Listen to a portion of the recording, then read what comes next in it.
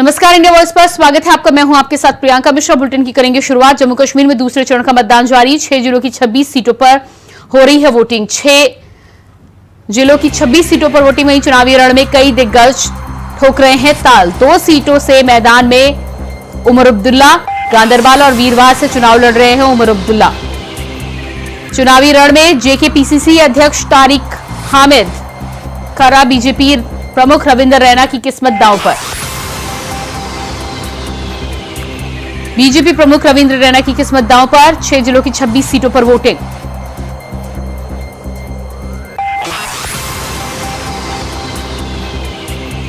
चुनावी रण में कई दिग्गज ठोक रहे हैं ताल। बीजेपी के प्रमुख रविंद्र रैना की किस्मत जम्मू कश्मीर में दांव पर।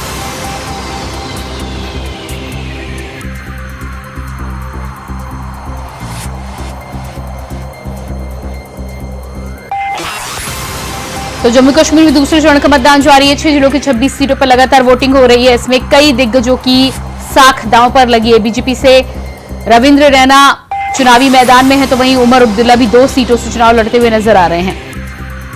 अब देखना ही होगा कि जम्मू कश्मीर की जनता किसके पक्ष में अपना मैंडेट सुनाती है। हालांकि भारतीय जनता पार्टी को लेकर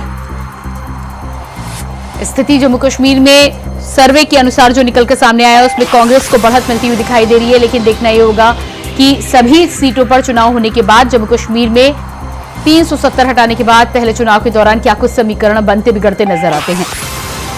भारतीय जनता पार्टी लगातार नए कश्मीर का दावा कर रही है, लेकिन अब यह देखना होगा कि नए कश्मीर की जनता उस पर मोहर लगाती है या नहीं।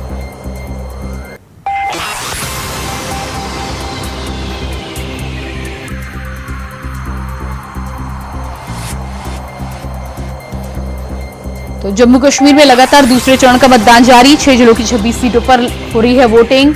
शांतिपूर्ण वोटिंग को लेकर तमाम इंतजाम चुनाव आयोग की तरफ से किए गए। सुरक्षा के भी पुख्ता इंतजाम किए गए हैं। गांदरबल और वीरवार से उमर अब्दुल्ला मैदान में 2 जगहों से लड़ रहे हैं चुनाव। चुनावी रण में जेकेपीसीसी अध्यक्ष तारिक हामिद खरा भी। वहीं बीजेपी प्रमुख रविंद्र रैना की किस्मत भी आज दांव पर लगी है। नतीजे सामने आने के बाद जनता किसके पक्ष में है, ये सस्पेंस जम्मू कश्मीर में खुलेगा।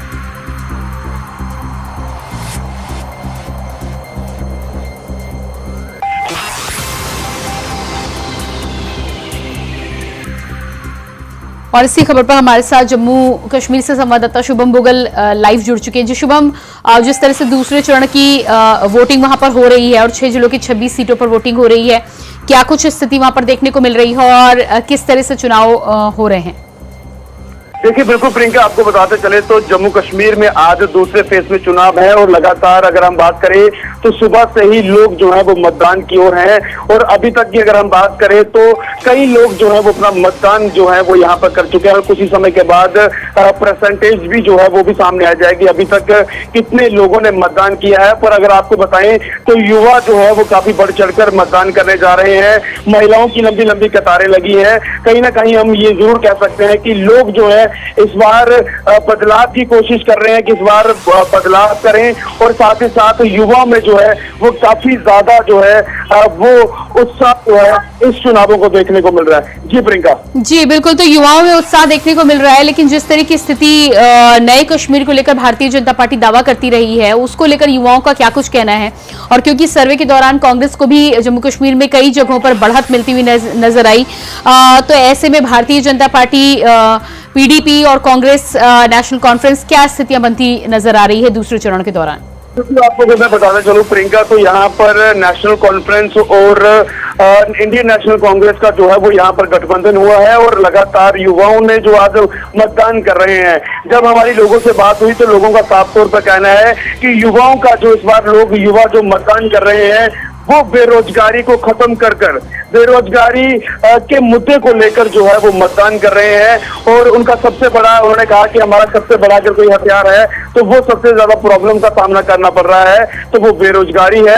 युवा जो आज मतदान कर रहा है वो बदलाव के लिए कर रहा है और यहाँ पर बेरोजगारी खत्म होने के लिए जो है वो मतदान कर रहा है। जी प्रियंका। जी बिल्कुल शुभम, तो आप नजर बनाए रखिएगा। फिलहाल इस जानकारी के लिए आपको बहुत शुक्रिया।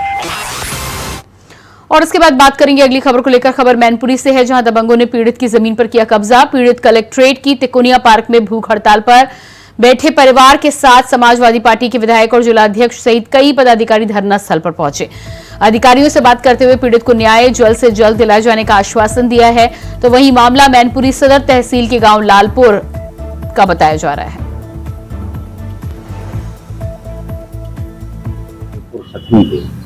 उनकी पैतृक जमीन है, उस पर भारतीय जनता पार्टी के भू माफिया टाइप के लोग कब्जा करना चाहते हैं, जबकि ये मामला न्यायालय दीवानी में भी चल रहा है। मेरी अभी बात हुई अधिकारियों से, उन्होंने आश्वासन दिया कि इसको मैं दिखवाता हूँ, लेकिन मुझे उम्मीद नहीं है कि हरिओम कश्यप की कोई मदद होगी, क्योंकि निरंतर मैं देखता हूँ कल भी परसों डेली यहाँ कोई ना कोई ऐसा व्यक्ति गरीब जो किसान है, पीड़ित है, मजदूर है, उनके साथ ये सरकार अन्याय कर रही है। मेरा आपके चैनल के माध्यम से अनुरोध है जिलाधिकारी जी से, एसडीएम साहब से, कि इस प्रकरण को गंभीरता से लेते हुए इसकी जांच कराकर हरिओम कश्यप जो पीड़ित उनकी मदद करने की जाए। खबर अमेठी से है, जहां तेज रफ्तार दो ट्रकों की आमने सामने जोरदार टक्कर हो गई। हादसे में एक ट्रक चालक की मौके पर ही मौत हो गई, जबकि एक ट्रक चालक मामूली रूप से घायल बताया जा रहा है। घटना की जानकारी मिलते ही मौके पर पहुंची पुलिस ने घायल को इलाज के लिए जिला अस्पताल में भर्ती कराया है। वहीं पुलिस अब इस पूरे मामले की जांच में जुट गई है।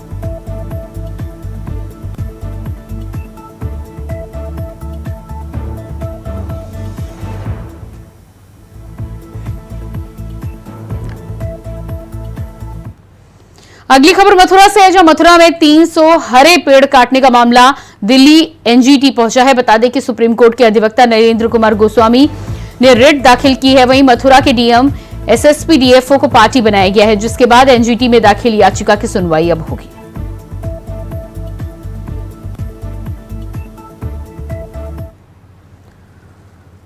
मंत्री दानिश आजाद अंसारी ने वक्फ का दुरुपयोग करने वालों पर प्रतिक्रिया दी है। मंत्री दानिश आजाद अंसारी ने वक्फ की संपत्तियों का दुरुपयोग करने वालों के खिलाफ कड़ी प्रतिक्रिया जाहिर की है। उनका मानना है कि इन सभी समस्याओं को देखते हुए वक्फ संशोधन बिल लागू किया जाना जरूरी है। दरअसल प्रदेश के साथ जनपद आगरा की जनता वक्फ मुतालियों से लगातार आय का हिसाब मांग रही है, लेकिन मुताबिली जनता को ठेंगा दिखाकर उनके सवालों को दरकिनार कर रहे हैं। काफी लंबे समय से यह प्रथा चली आ रही है, लेकिन सरकार के हस्तक्षेप के बाद मुताबिलों की नींद हराम हो चुकी है। योगी सरकार के डर से मुताबिल थर-थर कांप रहे हैं। देखिए, वक्फ संशोधन अधिनियम 2024 जो हमारी केंद्र सरकार ने लाया है, निश्चित तौर पर मुस्लिम समाज के सकारात्मक सुधार के लिए बहुत आवश्यक कदम है, जिससे आम मुसलमानों को, गरीब पिछड़े मुसलमानों को, जो हमारे मुस्लिम बहनें हैं, उनको लाभ मिलेगा। वक्फ बोर्ड में सहभागिता मुस्लिम महिलाओं की बढ़े, पिछड़े पासमानदा मुसलमानों की बढ़े, ये अधिनियम इसको सुनिश्चित करेगा। वक्फ का जो नेचर है कि वो मुस्लिम समाज के डेवलपमेंट के लिए इस्तेमाल होना चाहिए, ये इस डेवलपमेंट को और मजबूत करने का काम करेगा और आगे बढ़ाने का काम करेगा। मुस्लिम समाज के वक्फ की जो संपत्तियां हैं, वहाँ पे स्कूल, कॉलेज, हॉस्पिटल, ये सब चीज़ें खुलनी चाहिए। इन चीज़ों को और बल देने का काम करेगा। यकीनन हमारी मोदी सरकार ने एक बहुत ही सकारात्मक कदम मुस्लिम समाज के डेवलपमेंट के लिए उठाया है और इसका आम मुसलमान इसका स्वागत कर रहा है। कुछ खास राजनीतिक दल के लोग अपने निजी राजनीतिक स्वार्थ के लिए हमेशा मुस्लिम समाज के डेवलपमेंट को ताक पर रख के और अपने राजनीतिक एजेंडे को पूरा करने की कोशिश करते हैं, लेकिन आज आम मुसलमान वो जानता है कि उसके लिए अच्छा क्या है, बेहतर क्या है, और वक्फ संशोधन अधिनियम के माध्यम से हम मुस्लिम समाज को विकास के पथ पर और आगे ले जाने का काम करेंगे। उत्तर प्रदेश सरकार के अल्पसंख्यक वक्फ मामलों के राज्य मंत्री दानिश आजाद अली ने वक्फ संशोधन बिल को लेकर अपनी प्रतिक्रिया दी है। आपको बता दें कि दानिश अली आजाद ने कहा कि जो आंतरिक मामले वक्फ को लेकर चल रहे हैं उस पर भी सरकार की निगाह है। वहीं आपको बता दें कि मंत्री के बयान से ये जाहिर होता है कि जो वक्फ के मुतवल्ली मनमानी कर रहा है, जनता को हिसाब नहीं दे रहा है, इस बिल को पास होने के बाद उन मुतवल्लियों के खिलाफ भी नकेल कसने का काम सरकार करेगी। वहीं आपको बता दें कि ताज नगरी आगरा में लगातार वफ़ के मुतवल्लियों के द्वारा जनता के बीच में काफ़ी आक्रोश है। जनता का साफ तौर से कहना है कि जब जो मुतवल्ली हैं वह जनता को हिसाब सार्वजनिक नहीं करते हैं, इसी को लेकर जनता का आक्रोश लगातार बढ़ता जा रहा है। वहीं वफ़ के मंत्री जो दानिश अली आज़ाद हैं, उनका साफ तौर से कहना है कि ये बिल पास होने के बाद ऐसे जो मुतवल्ली हैं, जो वफ़ पर काबिज हैं, उनके खिलाफ भी सरकार के द्वारा नकेल कसी जाएगी। अपने सहयोगी शोएब के साथ जीशान अहमद, इंडिया वॉइस आगरा। खबर मैनपुरी से है, जहां दबंग ग्रामीणों ने विद्युत विभाग की लोगों के साथ जमकर मारपीट कर दी है। बता दें कि विद्युत कनेक्शन चेक करने के लिए विद्युत विभाग की टीम गणेशपुर गांव पहुंची थी, जहां ग्रामीणों ने लाठी डंडे और पत्थर से विभाग की टीम पर हमला कर दिया। वहीं हमले का वीडियो सोशल मीडिया पर भी वायरल हो रहा है।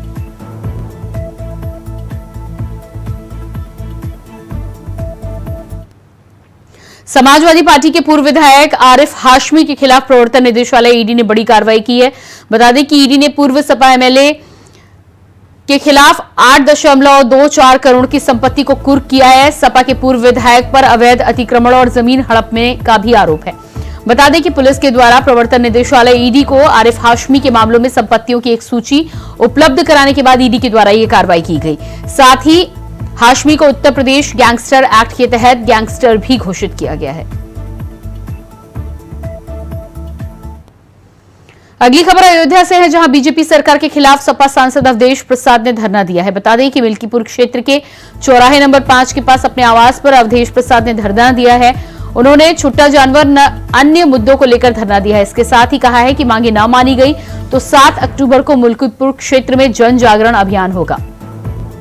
वहीं सपा सांसद अवधेश प्रसाद ने धरना देकर अपने आवास पर सरकार को ललकारने का काम किया है।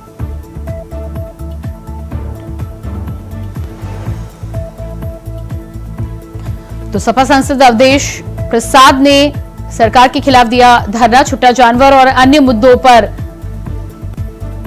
सरकार से इन मुद्दों को हल करने की मांगी है जानकारी। अपने आवास पर अवधेश प्रसाद ने धरना देकर सरकार को चेतावनी देने का काम किया। पंडित दीनदयाल उपाध्याय की जयंती पर कार्यक्रम का आयोजन किया गया, जहां उन्होंने जनसभा को संबोधित किया और बोले कि लोगों के स्वावलंबन के लिए काम किया गया है, राष्ट्र के समग्र विकास के लिए ये काम किया गया है। आज हम नए भारत का दर्शन कर रहे हैं। हम सब जानते हैं कि पंडित जी ने आज से 60-70 वर्ष पहले जो जीवन दृष्टि अपने विचारों के माध्यम से भारतीय राजनीति को दी, उनका वह चिंतन, उनका वह मनन आज भी न केवल भारतीय लोकतंत्र के लिए बल्कि राजनीतिक दलों के द्वारा प्रारंभ किए गए विभिन्न प्रकार के कार्यक्रमों के अंदर उनका वह चिंतन देखने को मिलता है। हम सब इस बात को जानते हैं कि उनके चिंतन में गांव, गरीब, किसान,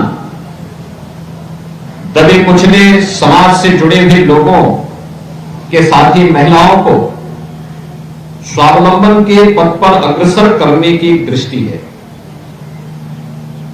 उसमें दृष्टि भी है तो उन्हें स्वावलंबन के मार्ग पर अग्रसर करने के लिए उस तबके के लिए एक सहानुभूति भी है।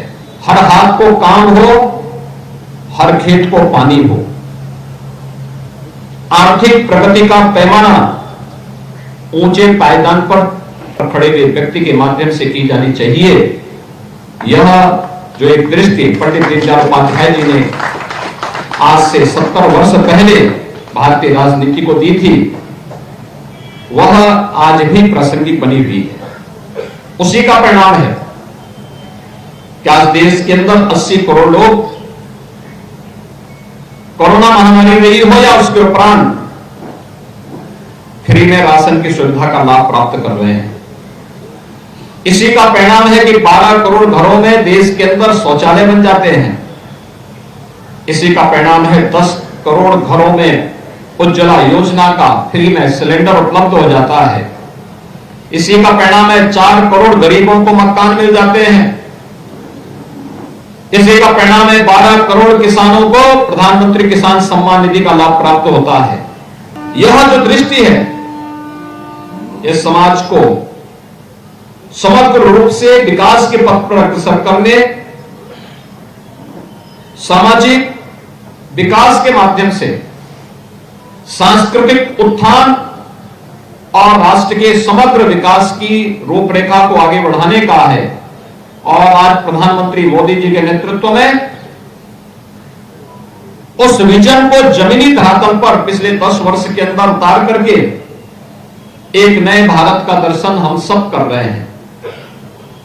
एक और जहां पंडित दीनदयाल उपाध्याय जी की इस पावन जयंती के अवसर पर हम सब उनका स्मरण कर रहे हैं, वहीं दूसरी ओर भारतीय जनता पार्टी आज जो दुनिया के अंदर सबसे बड़े राजनीतिक दल के रूप में कार्य कर रहा है, पंडित जी की इस पावन जयंती को भारतीय जनता पार्टी ने अपनी सदस्यता महाअभियान की तिथि के रूप में मनाने का निर्णय लिया है। और मैं धन्यवाद दूंगा महानगर लखनऊ की टीम को, जिन्होंने लखनऊ के हर बूथ पर 100 सदस्य बनाने के एक बड़े अभियान को अपने हाथों में लिया है।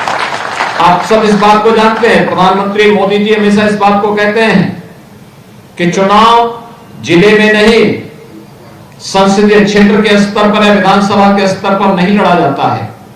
वास्तव में चुनाव का कुरुक्षेत्र होता है, वह बूथ होता है। बूथ जीता तो चुनाव जीता।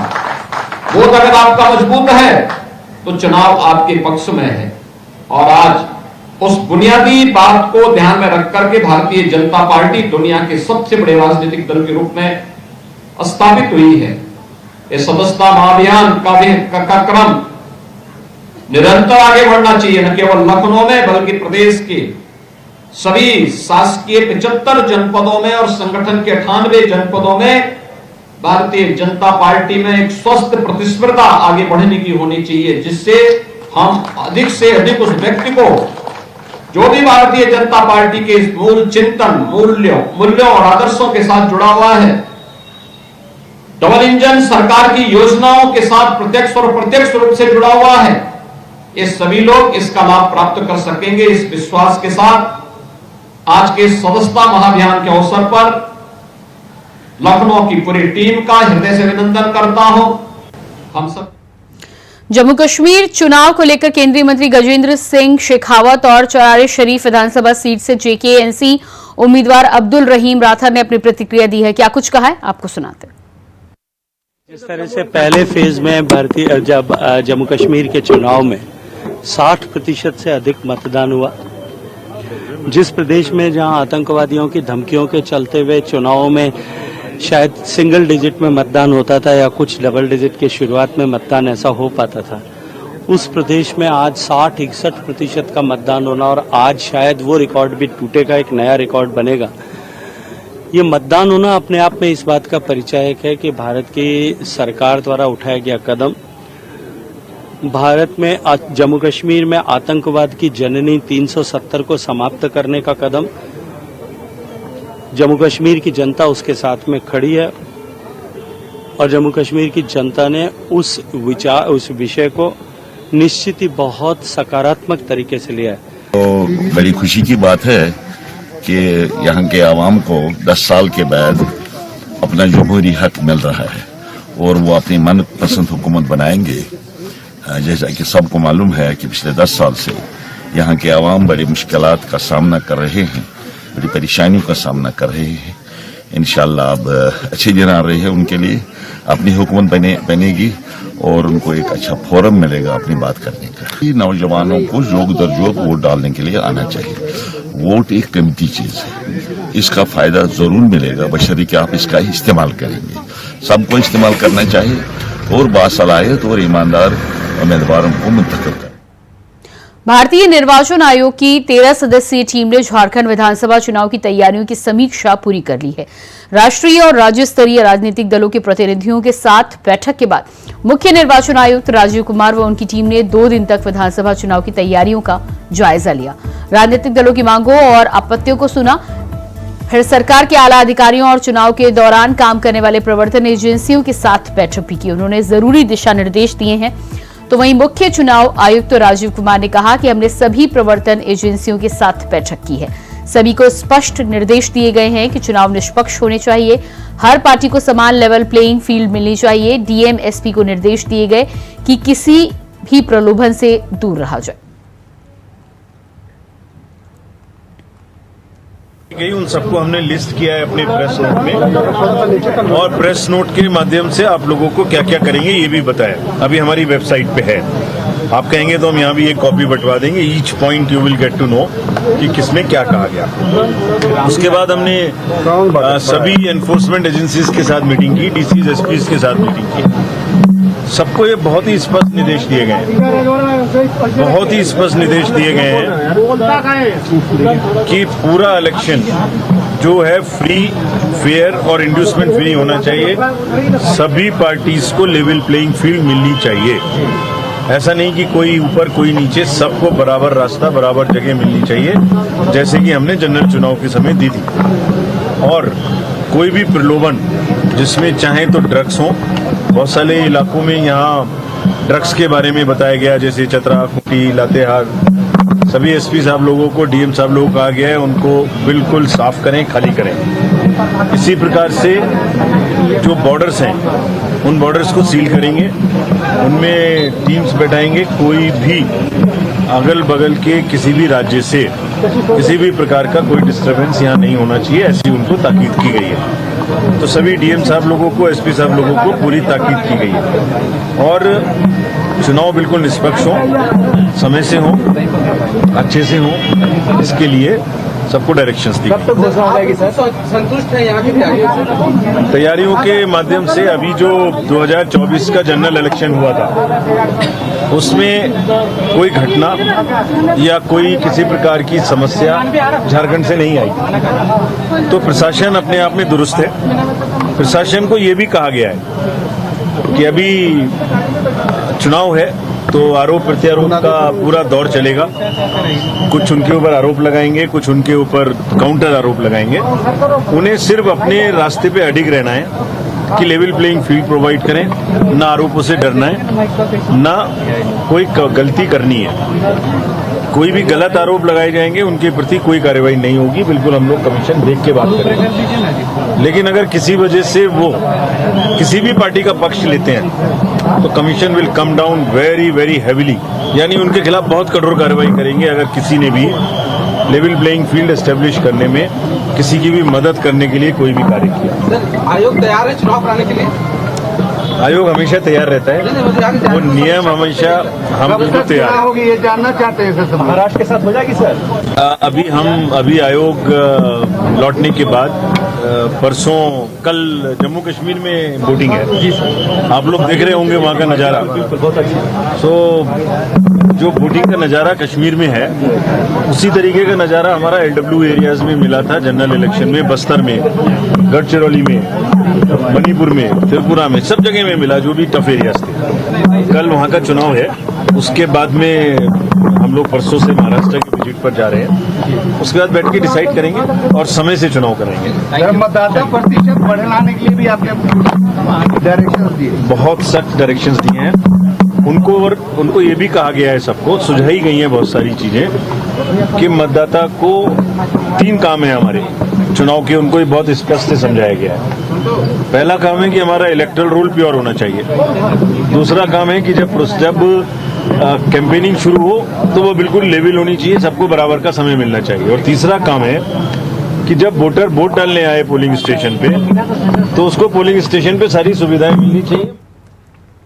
वक्फ बोर्ड संशोधन बिल 2024 को लेकर खींचतान के बीच विश्व हिंदू परिषद के कार्यकर्ता इसके समर्थन में हैं। विहिप के संयुक्त महासचिव डॉक्टर सुरेंद्र जैन कहते हैं वक्फ के नाम पर खुली छूट हुई है, जिससे हम न सिर्फ हिंदू समाज के खिलाफ बल्कि मुस्लिम समाज और देश की संपत्ति के खिलाफ भी सबसे बड़ी संवैधानिक डकैती कह सकते हैं। और इसी के साथ फिलहाल इस बुलेटिन में इतना ही। खबरों का सिलसिला जारी रहेगा। नमस्कार।